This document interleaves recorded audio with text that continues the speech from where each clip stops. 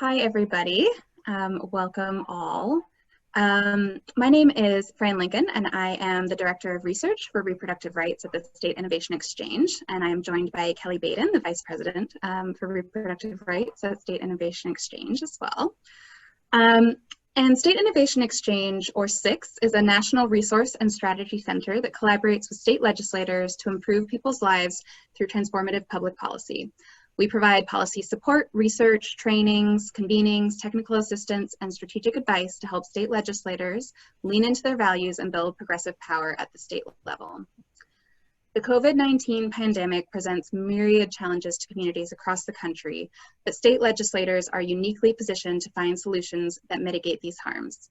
SiX is committed to providing you with resources that can help you use your platform to provide clear, scientifically based information to the public and to advocate for better policies.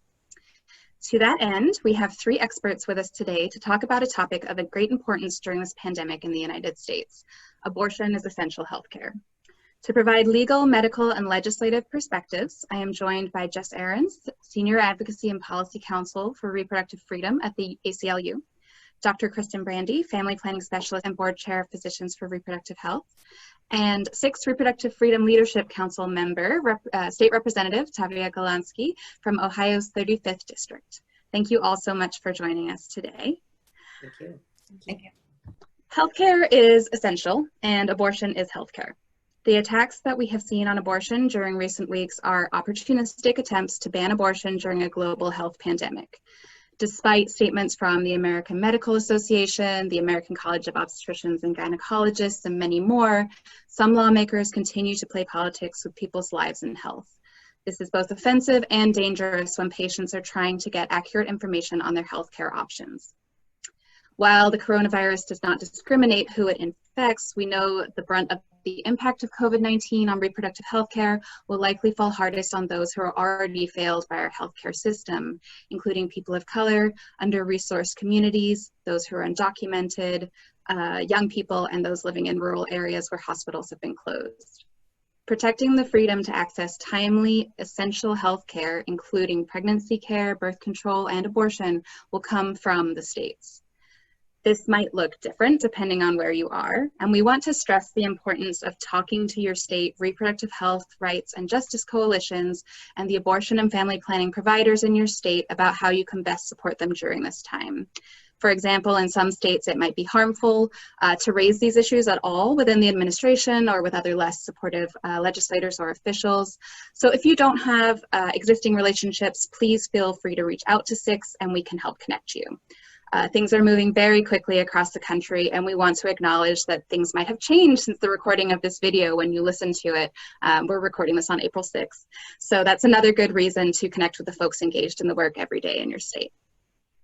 So with all of that in mind, I would like to ask Jess Ahrens from the ACLU to start us off with an overview of what is happening in regards to executive orders that designate abortion as essential or non-essential care in the states. Jess? All right, thanks so much, Fran, and thanks for having me today. Yes, what we're seeing is that across the country, governors are issuing emergency orders telling people to shelter in place and also closing establishments unless they are essential. And of course, healthcare is essential, but much of healthcare is essential and timely. But within that category, of course, there are procedures that must be accessed in the near future in order to prevent harm to patients, and other procedures that could be rescheduled for a later date. So in most states, these orders are written in a way that appropriately recognizes that essential health care, including time-sensitive care, is care that must continue to be available, and is written in neutral ways that does allow abortion providers to comply with those orders but continue to provide essential services. However, in a handful of states, we've seen politicians weaponize this pandemic as a way to try to shut down abortion clinics. And it's actually no surprise that the places where we're seeing this are the same states that have for years been trying to eliminate abortion care in their states. And so in a handful of states, in 5 states now, either the ACLU or its partners have had to go into court and sue to block these orders that have carved out abortion care as either something that is deemed unessential, non-essential, or elective under these orders, so that we can try to restore abortion services in those states. The 5 states where litigation has been filed so far are Texas, Ohio, Alabama, Iowa, and Oklahoma. And fortunately, in Iowa, since that lawsuit was filed, it has since been resolved, and care is being offered again. And can you share a little more about what we might expect to come next when it comes to litigation, the kind of the legal side of this? Sure. So again, this is a very fluid situation, and everything is changing day by day, hour by hour. But as of today, Monday, April 6th, the TROs, temporary restraining orders, have been issued in 3 states, in Texas, Ohio, and in Alabama. However, in Texas, the state appealed that decision to the Fifth Circuit, and a stay was issued, meaning a stay of that temporary restraining order, which means that appointments had to be canceled. Abortion providers had to stop providing care in that state. And we are still waiting to hear further from the Fifth Circuit, our partners who filed the lawsuit there. That's the Center for Reproductive Rights, Planned Parenthood, and the Lawyering Project. They're still waiting on the Fifth Circuit for further information. In Ohio, the state also tried to appeal the TRO that was granted there, but fortunately today, the circuit court just denied that request from the state. And we still have a temporary restraining order in effect through April 27th. So in Ohio, as of now, services continue. Lastly, in Alabama, a TRO is in effect, and there was a hearing today, and there may be further proceedings or further orders coming from the court in the near future. Got it. Thank you so much for providing all that background on everything that's happening. I'd like to move on actually to Dr. Brandy. We've talked about abortion being healthcare and that healthcare is essential, but can you break down that concept a little bit more for us from a medical perspective? Sure, and thanks again for having me. So as an OBGYN doctor and an abortion provider, I know how critical it is for patients to access reproductive health care, and abortion is no exception. Abortion is essential health care despite COVID-19 because the decisions that patients make around their reproductive health doesn't stop with the pandemic. During this critical time, many hospitals and outpatient centers are delaying certain procedures that are needed, but otherwise would not be harmful to delay a week or a month or so. So for example, if a patient needed a knee replacement surgery, their care is important and we want to get to them as soon as possible, but it can be pushed off for a couple weeks or months without long-term consequences. Abortion is not the same thing. Abortion is not something that can be pushed off for weeks or months. Abortion is a time-sensitive issue that, if it's not addressed quickly, can cause some people to not have access to it at all. We know when abortion care faces unnecessary delays, the care can become more complex, and it can become more expensive to patients that are facing out-of-pocket payment. Delaying abortion care even by a few days could actually change a patient's health or their ability to get their abortion. The consequences of being unable to obtain an abortion can profoundly impact a patient's life, as well as their health and their well-being. I'm very proud that organizations like ACOG, the American College of Obstetricians and Gynecologists, agree that abortion is essential and should be accessible even in these really challenging times. Thank you so much. And are you able to speak a little bit more about how you're seeing the pandemic affecting patients that are seeking abortion care during this time? Definitely. And I think everyone is making adjustments right now regarding the COVID-19 pandemic. And there's definitely some adjustments that are being made around abortion care throughout this time. Outpatient and hospital settings are needing to adjust based on the current recommendations by the CDC. So things like wearing protective equipment or socially distancing, so separating their patients out so that everyone is safe. But I've noticed that state restrictions on abortion access that already make abortion access really difficult for my patients can make care even more onerous in this pandemic. So for example, people that are facing mandatory waiting periods, that requires patients to wait and have to travel multiple days to seek care. And that's already difficult for a lot of people that need to figure out how to get childcare or save up for transportation. But in a pandemic, travel outside is already dangerous. So making patients travel outside multiple times without any real medical benefit is just harming patients and harming communities. Also, with restrictions on travel, it's both harder for patients to travel outside state lines if they need to get their care, and it's harder for providers that are traveling to different states to provide care to get there. Also, many insurance companies don't cover abortion care, and with people out of work right now, it's even harder for patients to afford their coverage to get their care.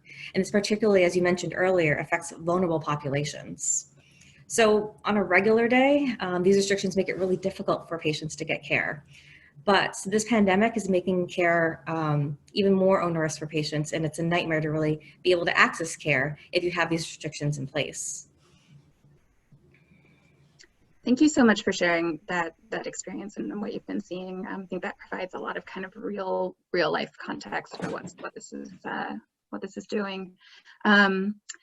Representative Golonsky, you have a unique perspective on state legislators' roles in this, particularly when it comes to combating misinformation that can cause a lot of confusion for patients.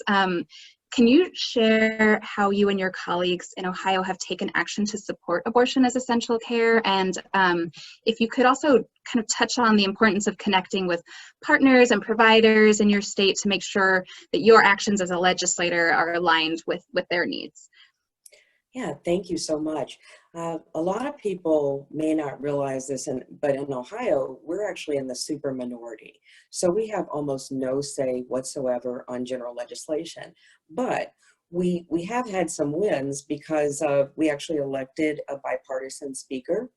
So a lot of the things that we do are actually across the aisle. But one of the things that we do not work well with the other side is obviously abortion.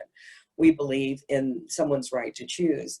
Now, what has happened is, I'm sorry. I don't know how to stop that. Okay, We got you back. Sorry, good, thank you. No problem. So what we've tried to do, just like you mentioned, what we've tried to do is stay connected with our allies. And so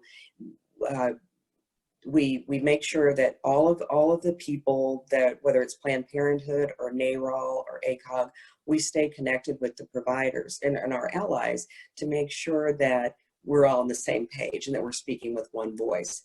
So the other way that we try to stay connected is with each other. So I'm the chair of the Women's Caucus, and staying connected to each other, making sure that everybody knows what the plan is, whether it's a floor speech or whether it's some kind of a press release we're going to do.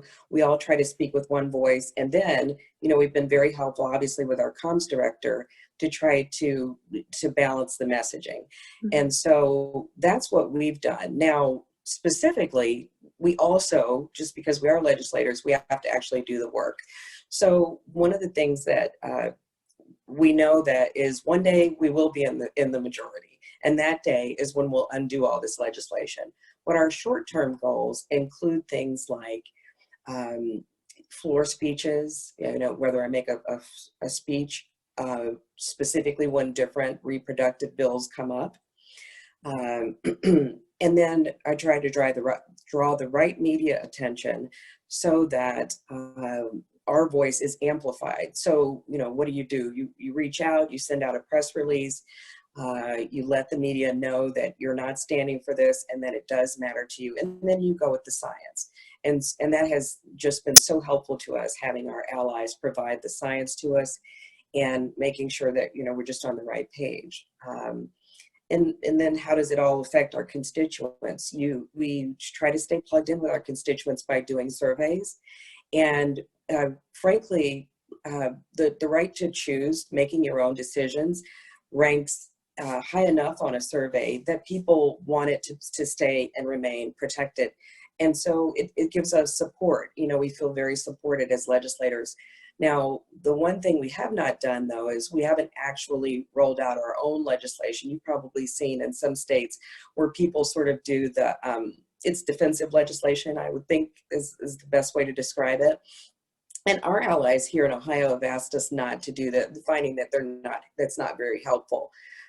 So really, we find ourselves on defense and trying to make sure that our voices are heard, again, through floor speeches, but also through amendments. So if I'm in committee, you know, if I have an opportunity to put in an amendment that I think can send a bill a different direction, but also just if I could touch on a moment about the committee work, is that's been a great place for us to try to get out the questions that amplify what is wrong with taking away someone's choice. And so that's what we've done in committee. And I think it's been successful in the sense that, you know, no one could ever say that they didn't know how we were thinking on the issue and that we weren't still fighting for them, because we are. Thank you so much. And you answered my second question, which was how are you hearing, like how are you hearing from constituents and colleagues, and how are you responding? And so that's fantastic to kind of hear the steps, the concrete steps you've been taking. Mm-hmm. I think that you know, this has provided us with a great kind of landscape, and I hope for state legislators that are listening to the video or watching the video, that this is kind of some context and examples that you can use to ensure that patients in your own states are getting the reproductive health care they need during this time. In addition to connecting with our partners and with our champions, like Rep. Golansky, we are also maintaining at SIX a robust list of partner resources related to both reproductive health and COVID-19, but also a range of other progressive policy priorities during this time. And all of those are housed at stateinnovation.org. So we do encourage folks to go and check out all of the resources there. And if you're a state legislator that would like weekly updates and messaging guidance when it comes to reproductive freedom, both now and in the future, please do be sure to sign up for our Reproductive Freedom Leadership Council on the State Innovation Exchange website as well. So unless there's anything else anybody would like to kind of close with, I think those are the things I'd like to share. I'll just say I want to thank Representative Golansky for her efforts and those of her colleagues and the folks that you all work with. You know, it's of course imperative that we all do our part, everything we can to stop or slow the spread of the COVID-19 virus, but decisions by lawmakers must be driven by science and public health and not politics. And so of course at the ACLU, we're fighting with our clients and our partners to ensure that that's the case, and just really want to thank you for your partnership in this effort. Thank you. Thank you.